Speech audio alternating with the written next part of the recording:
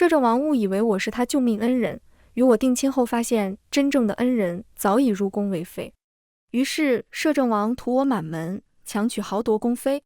重生后，我把他的玉佩挂在启儿身上。你不是配性恋吗？爱你的佩儿去吧。大家好，欢迎收看皮皮听书。小姐，这可是侧妃送你的玉佩啊，你就送给一个乞丐？丫鬟在一旁惊呼。眼前的乞丐浑身上下脏兮兮的，只有一双眼睛格外明亮。此时他的眼眶充泪，将玉佩死死捂在怀中，生怕被人抢走。玉佩分明就是我的索命咒，在乞丐身上，好歹保他10年吃穿无忧。我摆摆手，本姑娘送出去的东西，哪有要回来的道理？回府了。可是侧妃要是问起来，丫鬟还是忐忑不安。我嗤笑一声，她一个皇子侧妃，还管得到我头上？她现在正在和正妃斗得不可开交呢，哪里有心思管我带了什么？坐在回府的马车上，我思绪四散。上辈子自幼一起长大的堂姐沈静书出嫁前送我一块玉佩，叮嘱我要时时刻刻挂在腰间。1年后，先帝因病驾崩，太子悬梁自尽，朝廷动荡之际，默默无闻的四皇子即位，萧慎林被封摄政王，沈静书也一步登天，成为新帝的贵妃。在她册封宴上，为了展示沈家姐妹关系融洽，我佩戴玉佩出席。那日宴席过后，新上位的摄政王便找上门来，他陪我看灯会，给我买糖人，换我婶儿，在所有人面前宣告我是他的人。我曾以为是我面容姣好，仪态万千，让他对我一见钟情，可没想到，即便是我被人毁容，萧慎林仍待我如初。就在我穿着嫁衣，准备风光嫁给萧慎林时，他掐着我的脖子，将我从花轿中拖出，众目睽睽之下将我一剑刺死。他的嘴附在我的耳边，说我抢走了别人的人生，他便来抢走我的性命。我的灵魂飘在半空中，看他夺走我腰间的玉佩，让满街的百姓掠夺我的嫁妆。再看他带兵围攻沈府，一声令下，偌大的沈家化为灰烬，红事变白事。我眼睁睁看着宠我长大的爹娘葬身火海，看我兄长拼命将嫂子送入密道逃走，看嫂子抱着不到100日的侄子逃出升天，却又被萧慎林的人追赶，他们像射兔子一样杀死我长嫂与侄子。我的信念似乎塌了。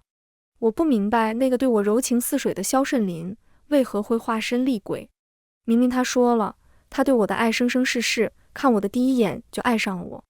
直到我看他提刀入宫，一刀了结了傀儡皇帝，拿出玉佩与沈静书对峙，然后两人在皇帝尸体前缠绵悱恻。那时候我才知道，萧慎林爱的根本不是我，爱的是玉佩的主人。他看我有玉佩，以为我是他的救命恩人，便与我亲近，下聘求娶。萧慎林跪在爹娘面前，说他会生生世世对我好。聘礼送到沈家的那一天，整个京城都知道了，京中无一人不羡慕我嫁给了英勇的摄政王。只有沈家人忧心，摄政王权谋太大，担心我嫁过去后会被欺负。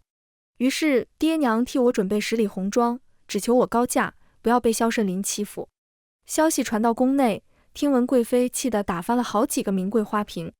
于是在我出嫁前1夜，萧慎林收到了一封来自宫中淑妃的信，然后他疯了。他恨我不说实情，让他被我蒙骗，却没想过他自始至终都没有提过玉佩。他恨我爹娘送他嫁给四皇子为妾，却没想到是沈静书想攀高枝，爬上四皇子床，才被爹娘匆忙嫁走。他恨我全家入骨，恨天下。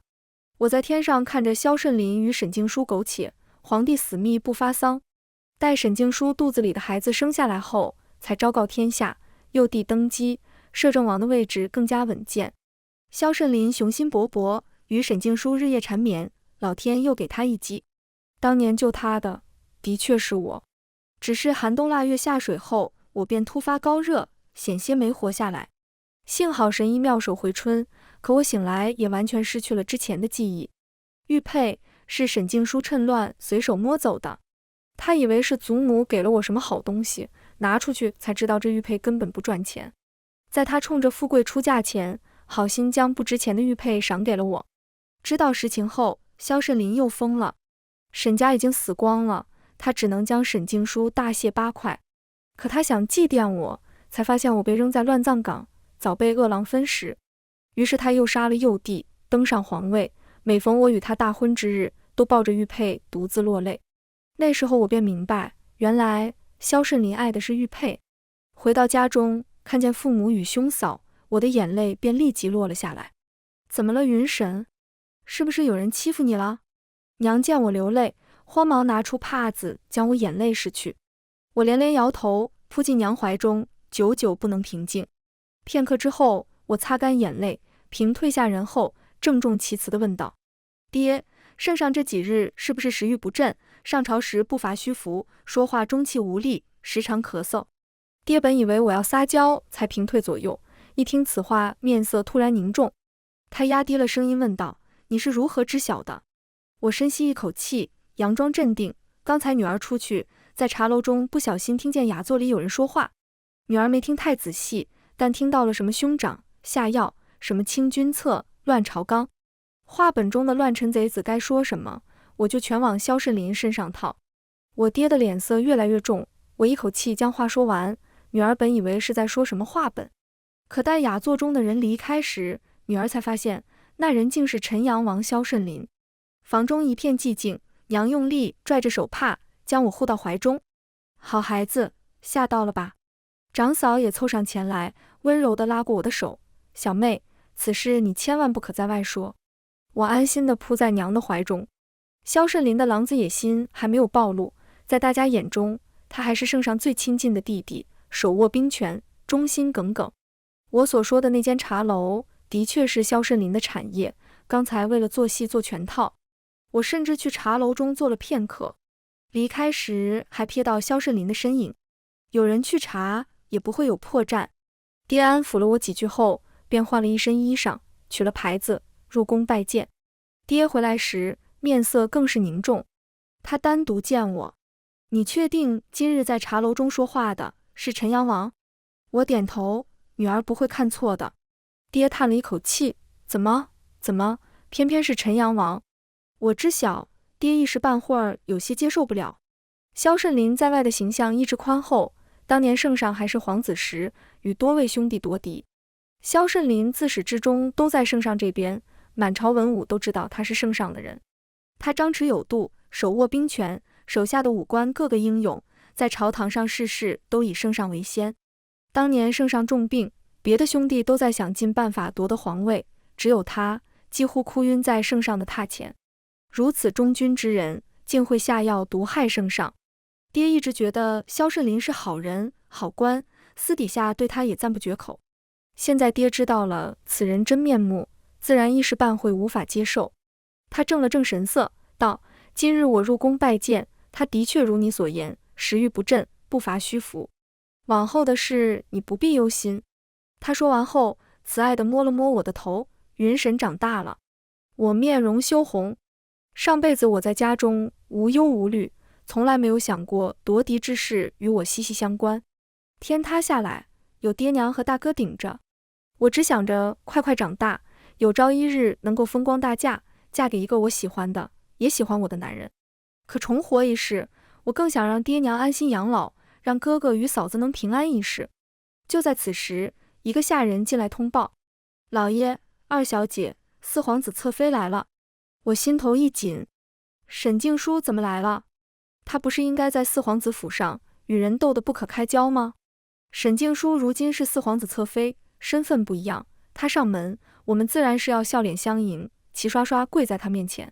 沈静书冷哼一声，等坐下来后才高抬贵手：叔父叔母何必如此拘束，咱们是一家人，快起来。他的视线扫过爹娘，落在我的身上：云沈妹妹，我送你的玉佩呢？我不动声色，侧妃送的礼物贵重，我自然是好好收在盒子里，不敢示人。既然如此，把玉佩拿回来吧。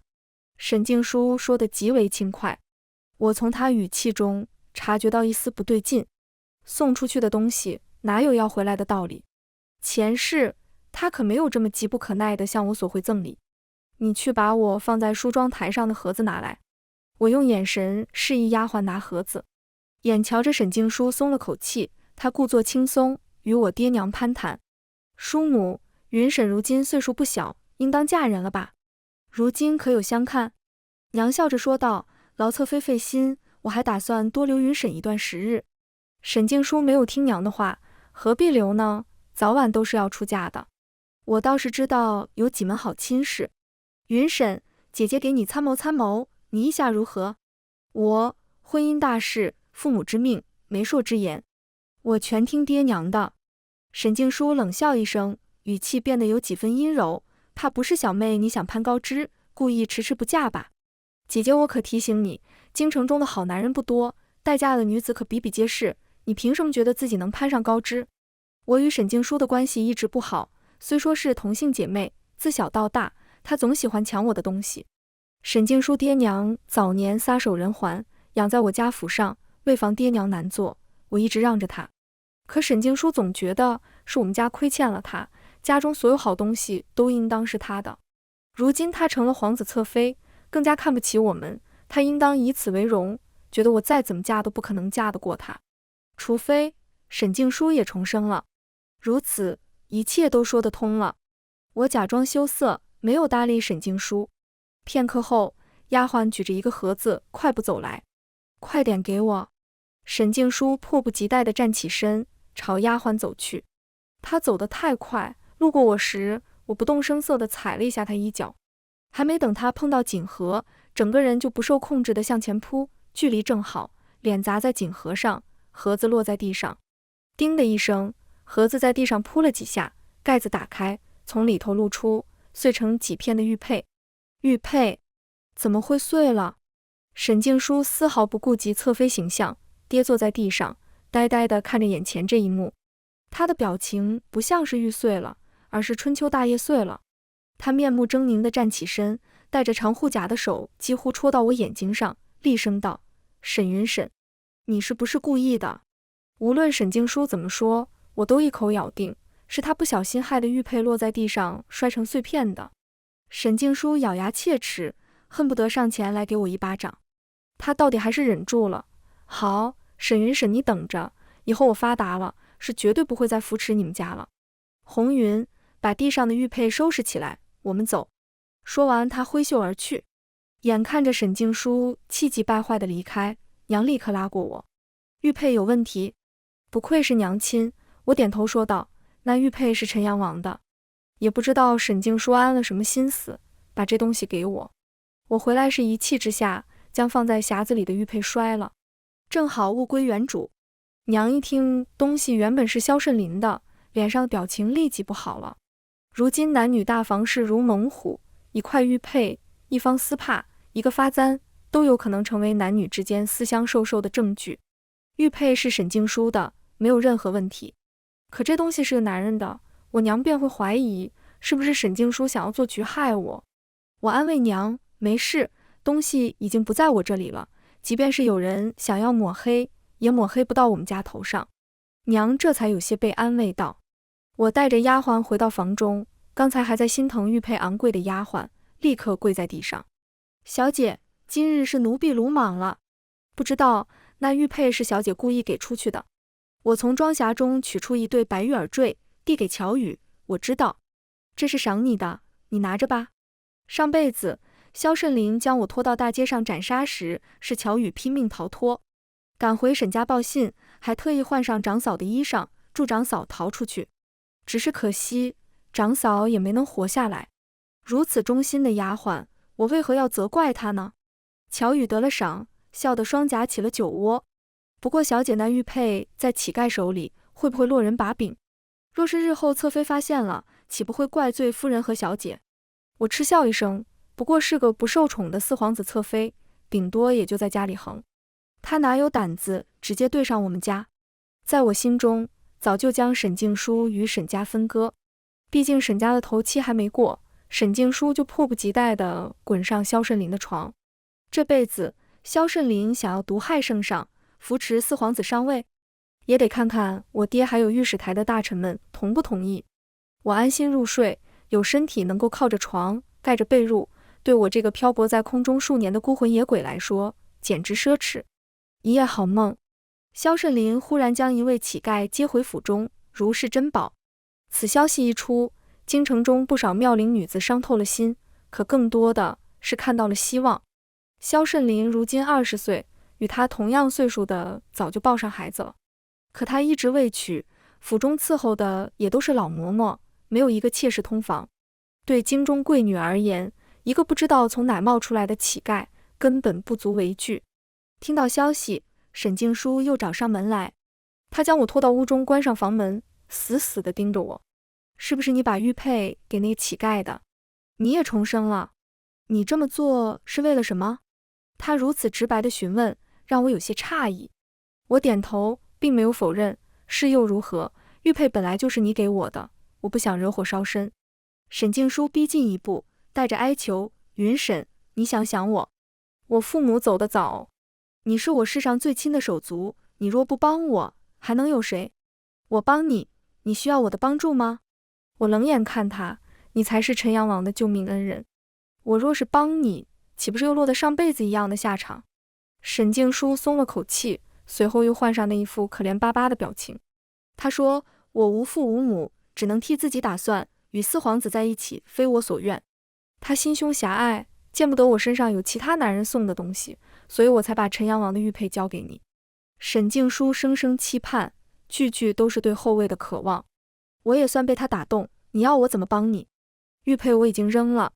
沈静书忙不迭，你只需随我去陈阳王府，告诉他玉佩是你从我这拿走的，不小心给了乞丐。重活一世，沈静书倒是比上一世更天真。若是萧慎林信这2句鬼话，他就不可能会是后来的摄政王。他从不信别人在他面前说3道4，他只信自己千方百计打听来的。前世沈静书不是还知道写一封似是而非的信给萧慎林吗？重生了他非但没长脑子，还比上辈子更蠢几分。我心中冷笑，不是妹妹不帮你，但前世我与陈阳王也相处了一段时日，知道他是怎样的人。越是解释，他越不会听，反而怀疑是不是有人做局，倒不如让他自己顺藤摸瓜查下去。此话一出，沈静书倒真的冷静下来。他看我时带了一丝讥讽，也是，他陪你逛街骑马，陪你游山玩水，你们2人之间的感情倒是好。他眼珠子一转，云婶，你告诉我，你是不是还喜欢他？说话还带着一丝酸味呢。我斩钉截铁道，不喜欢了，我只想嫁个平常人家，白头偕老。妹妹有这心思，姐姐会帮你留意着，到时候一定替你寻一门好夫婿。我则是一脸大喜，既然如此，我也不好瞒着姐姐了，我想到一个法子。沈静书离开的时候，脸上是带着笑的。没过几日，沈静书竟是大张旗鼓从四皇子府搬入了陈阳王府。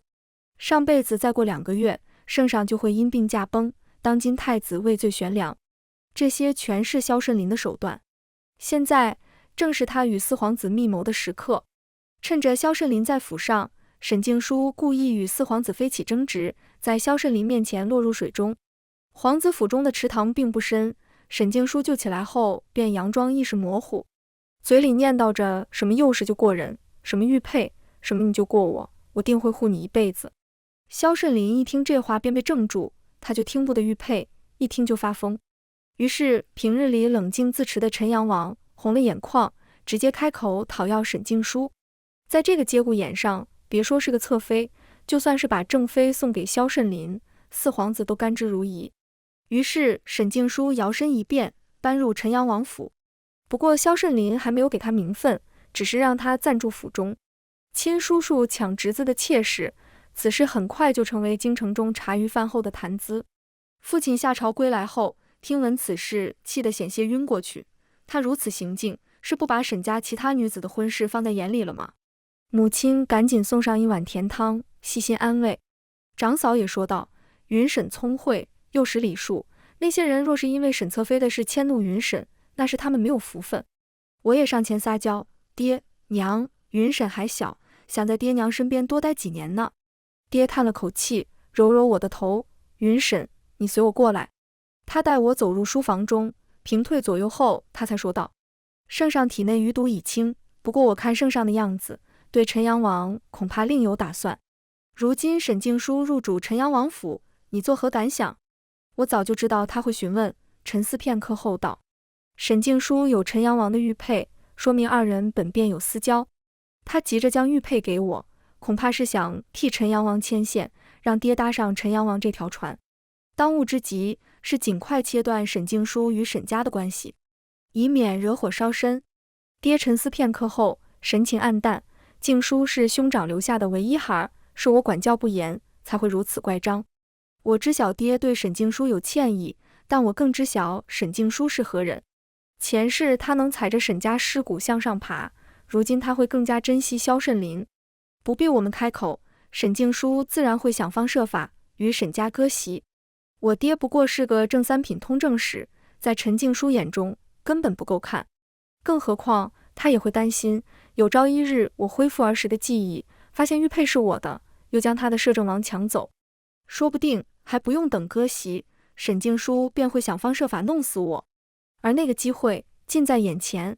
圣上的身子一日比一日差，甚至连每日早朝都不亲自到往，由萧慎林与太子代理朝纲。叔侄二人之间关系竟也融洽，萧慎林几乎事事都顺着太子，有俯首称臣之相。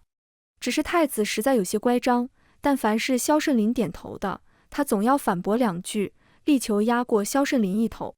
书生们都说太子锋芒太露，凡事都有些操之过急，反倒是萧慎林一改往日慵懒王爷的模样，不急不缓，应对如常，令朝臣们颇为意外。就连碌碌无为的四皇子，这几日在朝堂上也有不错的表现。我听着茶楼中其他书生们的议论，笑着摇头。看来不是我没有看清萧慎林，是他装得太好了，天下人都觉得萧慎林是个好王爷。太子今日张扬，只会等来萧慎林的秋后算账。我喝下一杯茶，正要离开，却察觉到一道视线停在我身上，那一刹那，我便觉得毛骨悚然。我假装丝毫没有察觉，面色如常，离开茶楼。乔宇，回府了。不用回头，我都知道，方才是萧慎林。我有些奇怪，他是怎么注意到我的？京城中的气氛日渐压抑，风雨欲来。御史台突然上书，请奏废太子，奏折上列举了太子诸多罪行，同时上奏立四皇子为太子。这份奏折立即被萧慎林压下，可不想久病不愈的圣上被人搀扶着出席早朝，直接将奏折扔到都御史脸上，大发雷霆：朕还没死呢，你们就想拥立从龙之功了。这份奏折打得萧慎林措手不及，也恰到好处地离间了他与四皇子。陈阳王府，皇叔，那份奏折根本不是我命人递上去的，我在朝中无权无势，我真不知道是谁要害我。四皇子在萧慎林面前哭诉着。萧慎林冷眼瞧着四皇子：都御史真不是你的人，那为何绕过那么多皇子，偏偏上奏要立你为太子？你在朝中无势力，若是听本王的按兵不动，本王自会想尽办法让你登上王位。可你若是背着本王搞小动作，只会害了我们的大计。四皇子鬓角冒出冷汗：皇叔，我真没有，这肯定是有人要害我啊！话刚说完，四皇子心中也是一愣，一个不可思议的想法冒了出来。不会是萧慎林想登基，假意扶持他，将他推到台前，任由文人墨客讨伐，让太子一党对他严防死守，而萧慎林则是在背后等待坐拥渔翁之利吧？与此同时，萧慎林也不相信四皇子的话，他生性多疑，这么些年来一直小心谨慎，步步为营。他习惯了扮猪吃老虎，将自己的真实面目隐瞒，因此也会怀疑四皇子是不是也同样假意不作为，为的就是骗他入局。御史台不会无缘无故上书请废太子，更不会无缘无故立一个文不成武不就的废物当新太子。难道是他抢了沈静书，让四皇子与他离心了？两人各自心怀鬼胎，不欢而散。四皇子走后，一袭纱衣的沈静书端着暖汤敲开书房的门，他红着脸将汤放在桌上：王爷，这是妾身亲手熬制的雪梨汤，商议国事累了吧，多喝点汤吧。眼看见沈静书进来，萧慎林脸色倒是缓和一些，他拿起一碗：静书真是贤惠。沈静书莞尔一笑：妾身自小父母双亡，一个人住在沈家偏院里，那些下人们见妾身无父无母，便克扣妾身的伙食。妾身是饿大的，大了些便学会自己做饭熬汤。他话里话外都在贬低沈家。萧慎林喝汤的手微微一愣，沈家，沈眷是你叔叔？沈静书点头，神色黯淡。外人都说我叔叔有情有义，可他却分明占着我爹的位置，吞并了我家的财产，想吃我绝户。沈眷，通政使，倒是有可能绕过他的手，将奏折递给圣上。沈家对沈静书不好，还坏了他的大计，看来是不能留了。萧慎林冷笑，却又突然想起那日看见的一个背影。沈家除了你之外，还有别的女儿吗？沈静书没想到萧慎林这么问，片刻后才答道：我叔叔有一女儿，名为沈云沈。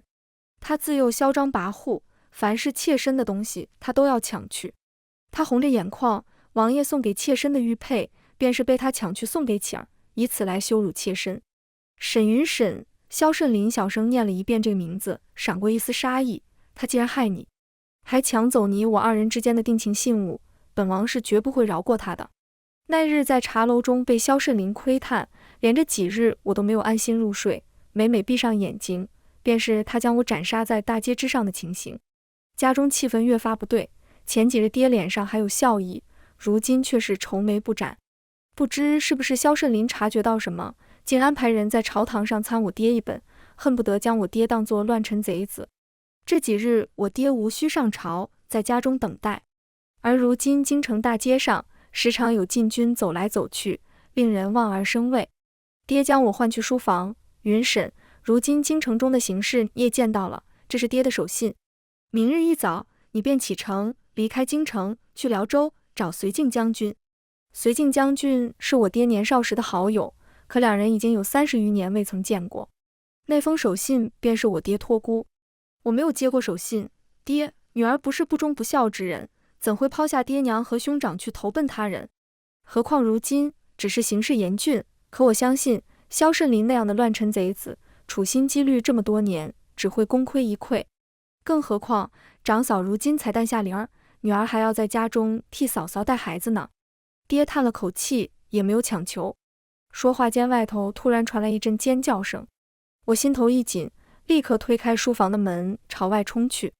刚走没几步，就见到不远处有官兵朝书房走来，看服饰应当是禁军。爹抓起我，就往书房中的密道塞。云沈，你快走！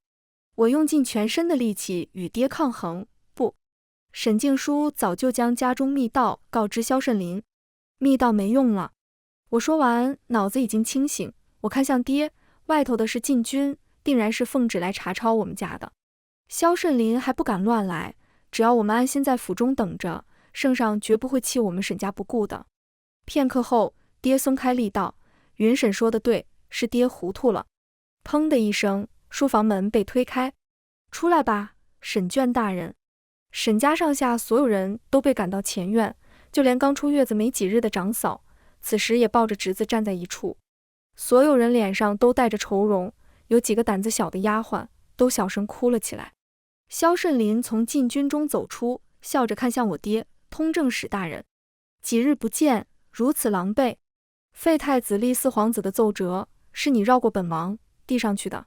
我爹冷笑：陈阳王与四皇子蛇鼠一窝，打的不就是这个主意吗？我替你们将折子递上去，陈阳王非但不感激，为何还要绑了我全家老小？萧慎林眯起眼睛：你以为用激将法，本王便会给你们沈家一个痛快吗？沈眷，你当初将本王的淑儿关在后院，不给吃的，不给喝的，不如今日也让你们沈家上下尝尝被饿死滋味。哈哈哈！我狂笑出声，眼中的鄙夷简直不加遮掩。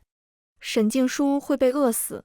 他吃的可不要太多，从小到大，但凡是我的东西，他都要来分一瓢。见我有好东西，便觉得是我爹娘偏心不给他。爹娘自小便让我忍让，我从来不与沈静书计较。没想到在他口中竟被曲解至此，简直没有一句实话。萧慎林听到我的笑声，觉得刺耳，狠狠瞪向我：沈姑娘又有何高见？本王听闻你自小便爱抢别人东西，还将本王赠与淑儿的玉佩送给启儿，折辱他。本王想想该如何处置你，不如就把你扒光了，扔大街上，送给那些启儿。这些话实在是令人生畏。我笑着看他：王爷真当厉害，玉佩在谁手上， 便认定谁是你的真命天女。当初我真不该把玉佩给启儿，就该当街扔进猪圈，让世人好好瞧瞧，陈阳王妃竟是一只珠圆玉润的猪。你竟敢辱骂舒儿！萧慎林手上青筋暴起，上辈子刺穿我胸膛的长剑，猛地抬起，剑尖已经抵在我胸前，稍微用力，我便会被长剑贯穿。我丝毫不觉得恐惧，我有说错什么吗？没想到堂堂陈阳王蛰伏多年，如今竟要败在一个女人手里。沈静书是不是告诉你，是我们沈家攀附权贵，才逼她嫁给四皇子的？